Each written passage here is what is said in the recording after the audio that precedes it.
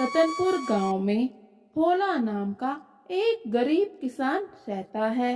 भोला की पत्नी सुनीता एक सांवले रंग की औरत है। सुनीता का रंग भले ही सांवला है, लेकिन वो एक नेक और सच्चे दिल की औरत है। गांव की दूसरी औरतें सुनीता के रंग रूप के कारण उसका बहुत ही मजाक बनाती हैं। गांव की कोई भी औरत सुनीता को पसंद नहीं करती। फिर एक दिन सुबह सुबह सुनीता की सहेली बिमला उसके घर आती है, जो कि बहुत ही सुंदर है। बिमला जितनी सुंदर है उतनी ही घमंडी भी है। और फिर बिमला सुनीता को आवाज देती है, अरे सुनीता, कहाँ रह गई?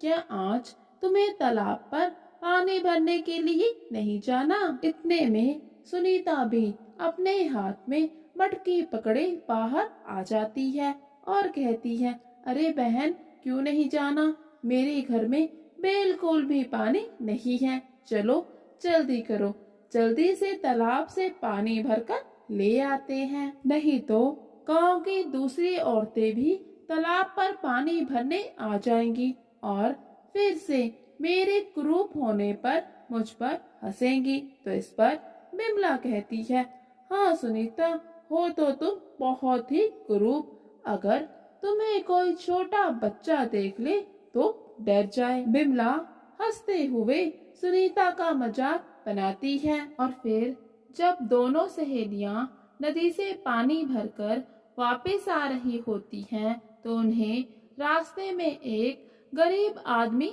मिलता है। गरीब आदमी उनसे कहता है, बेटी, मैं बहुत दिनों से भूखा हूँ और इस समय मुझे बहुत ही तेज प्यास लग रही है। क्या तुम मुझे थोड़ा सा पानी पिला दोगी? बूढ़े आदमी की बातें सुनकर बिमला उस पर भड़क जाती है। कहने लगती है, कौन हो तुम? ऐसे पानी क्यों मांग रहे हो? पता भी है हम कितनी दूर से पानी भरकर ला रही हैं। जाओ और नदी पे जाकर खुद से पानी पी लो। बुजुर्ग आदमी एक बार फिर से दोनों से विनती करता है कि उसके शरीर में इतनी ताकत नहीं है कि वो खुद से जाकर नदी से पानी पी सके। अगर वो दोनों उसे पानी पिला देंगी तो बड़ी कृपा होगी। बिमला बुजुर्ग को पानी पिलाने से साफ साफ मना कर देती है। तभी सुनीता कहती है, अरे बाबा, आपको पानी मैं पिला देती हूँ। इतना सुनते ही बिमला सुनीता पर भड़क जाती है। हाँ हाँ, तुम्हें बहुत ही अच्छा बनने की आदत है, तुम ही पिला दो पानी, मैं तो नहीं पिलाऊंगी। सुनीता बिमला को समझाती है, अरे बहन, पानी पिलाना तो पुण्य का काम है, फिर तुम ऐसे गुस्सा क्यों होती हो? इतना कहकर सुनीता बुजुर्ग को पानी पिला देती है। पानी पीकर बुजुर्ग आदमी बहुत ही खुश होता है। वो सुनीता को आशीर्वाद देता है कि बेटी, तुम जीवन में सदा सभी सुख पाओ। और फिर दोनों ही सहेलियां घर की तरफ चल पड़ती हैं।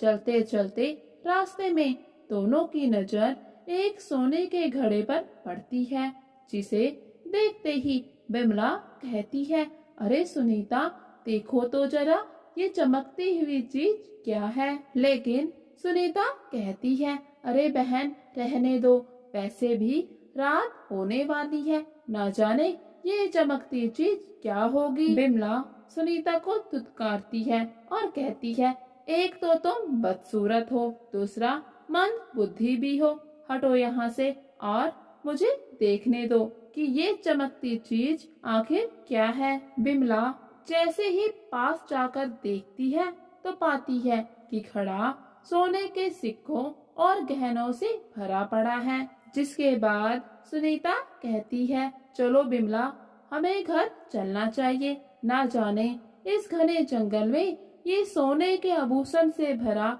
घड़ा किसने रखा, ना जाने ये कौन सी माया है। हमें लालच में ना पड़ते हुए घर की तरफ निकलना चाहिए। बिमला भी सोचने लगती है कि अगर इस समय वो ये सोने का घड़ा घर लेकर जाएगी तो सुनीता सभी को इसके बारे में बता देगी। क्यों ना वो इस घड़े को यहीं पर छोड़ दे और रात होने पर इसे लेकर जाए। और फिर बिमला घड़े को वहीं पर छोड़कर सुनीता के साथ घर चली जाती है। और फिर रात के समय जब बिमला सो रही होती है तो वो सिर्फ उस घड़े के बारे में सोचती है।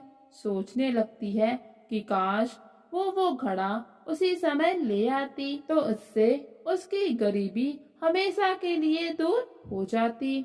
और फिर कुछ ही समय में सुबह हो जाती है। सुबह होते ही बिमला जंगल में उसी जगह पहुंच जाती है जहां पर उसने वो सुनहरा घड़ा देखा था, लेकिन उसे वो घड़ा कहीं भी नहीं मिलता। तो वो घर वापस आ जाती है। घर आकर बिमला अपनी पानी की मटकी लेकर सुनीता के घर पहुंच जाती है और उससे कहती है, अरे सुनीता बहन, क्या आज तुम्हें पानी लेने नहीं जाना? मेरे घर में तो एक बूंद भी पानी नहीं है। और फिर बिमला पूरे घर में अपनी नजर दौड़ाती है कि कहीं से सुनहरा घड़ा दिख जाए, लेकिन उसे सुनहरा घड़ा कहीं भी दिखाई नहीं पड़ता। और फिर दोनों सहेलियां नदी किनारे पानी भरने चली जाती हैं। लौटते समय उनको फिर से वही सुनहरा घड़ा दिखाई पड़ता है, लेकिन इस बार सुनहरे घड़े के साथ एक मिट्टी का घड़ा भी रखा होता है, जिसे देखते ही बिमला बहुत ही खुश हो जाती है और वो घड़े को उठा लेती है। कहती है, आज तो मैं इसे अपने घर लेकर जाऊंगी। सुनीता उसे बहुत समझाती है कि ऐसे किसी का रखा हुआ घड़ा घर पर नहीं ले जाते, लेकिन बिमला उसकी एक भी नहीं सुनती। और फिर सुनीता कहती है, अरे मुझे तो ये मिट्टी का घड़ा बहुत ही प्यारा लग रहा है, मैं इसी को घर ले चलती हूँ। और फिर दोनों सहेलियां अपना अपना घड़ा लेकर अपने घर आ जाती हैं। बिमला अपने सुनहरे घड़े को देखकर बहुत ही खुश होती है और मन ही मन कहती है, अब तो मेरी गरीबी के दिन गए, अब मैं भी अमीर हो जाऊंगी। वहीं दूसरी तरफ सुनीता अपने मिट्टी के घड़े से ही बहुत खुश होती है और अपने मन ही मन में कहती है, काश कि मेरे पास चांदी के सिक्के होते तो मैं उन सिक्कों को इस घड़े में डालती। सुनीता जैसे ही ये शब्द बोलती है तो घड़े से चांदी के सिक्के बाहर बरसने लगते हैं। सुनीता ये सब देखकर पहले तो बहुत ही हैरान होती है और फिर जल्द ही समझ जाती है कि ये घड़ा कोई मामूली घड़ा नहीं है, बल्कि जादुई घड़ा है। और फिर सुनीता घड़े से खाने के लिए कुछ स्वादिष्ट मांगती है, तो फिर घड़े से खाने की बहुत सी चीजें आने लग जाती हैं। और फिर ये सभी बातें जैसे ही बिमला को पता चलती हैं कि सुनीता के पास एक जादुई घड़ा है, तो वो मन ही मन योजना बनाती है कि वो सुनीता का घड़ा उससे चोरी कर लेगी। और फिर बिमला अपने मंसूबों में कामयाब हो जाती है। वो सुनीता से उसका घड़ा चोरी कर लेती है। पहले तो बिमला घड़े से बहुत सारे गहने मांगती है, तो उसके पास बहुत सारे गहने आ जाते हैं।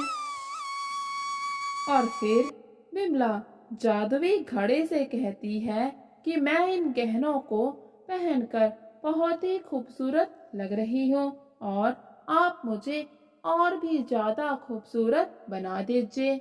बिमला के ऐसा बोलते ही उसके बहुत सारे हाथ आ जाते हैं। उसके चेहरे पर भी लाल रंग के दाने हो जाते हैं। ये सब देखकर बिमला बहुत ही डर जाती है और जोर जोर से चिल्लाना शुरू कर देती है। उसके चिल्लाने की आवाज सुनकर सुनीता जल्दी से उसके घर पर पहुंच जाती है। बिमला की हालत देखकर सुनीता भी घबरा जाती है और पूछती है, अरे बिमला, तुम्हें ये क्या हुआ? ऐसा कैसे हो गया? बिमला सारी बात सुनीता को बताती है कि कैसे उसने जादुई घड़े की चोरी की और जादुई घड़े ने उसकी ऐसी हालत कर दी है। सुनीता कहती है, देखो बहन बिमला, मैंने तुम्हें पहले भी कहा था कि ज्यादा लालच अच्छा नहीं होता। इतने में वहाँ पर वो बुजुर्ग आ जाता है जो उनको जंगल में मिला होता है, जिसे देखकर सुनीता उन्हें तुरंत पहचान लेती है और कहने लगती है, बाबा, आप तो वही हैं जिन्हें मैंने जंगल में पानी पिलाया था। बिमला की हालत देखकर बाबा कहते हैं, अरे बेटी, ये तुम्हें क्या हुआ? दरअसल तुम्हारे साथ जो कुछ भी हुआ ये तुम्हारे ही कर्मों की सजा है। असल में तुम बहुत ही लालची और घमंडी औरत हो। तुम्हारे पास एक घड़ा होने के बावजूद भी तुमने लालच किया, मासूम सुनीता का घड़ा भी चोरी कर लिया। ये सब कुछ तो तुम्हारे साथ होना ही था। तुम्हें अपने रंग रूप का भी बहुत ही घमंड है, इसीलिए बेचारी सुनीता के रंग रूप का मजाक बनाती हो। आज से तुम्हारी यही सजा है। अब जीवन भर के लिए तुम ऐसे ही रहोगी। इतना कहकर बूढ़े बाबा वहाँ से चले जाते हैं। बिमला अपने किए पर बहुत ही पछतावा करती है और फूट फूट कर रोने लगती है, लेकिन अब रोने का कोई लाभ नहीं होता। समय हाथ से जा चुका है।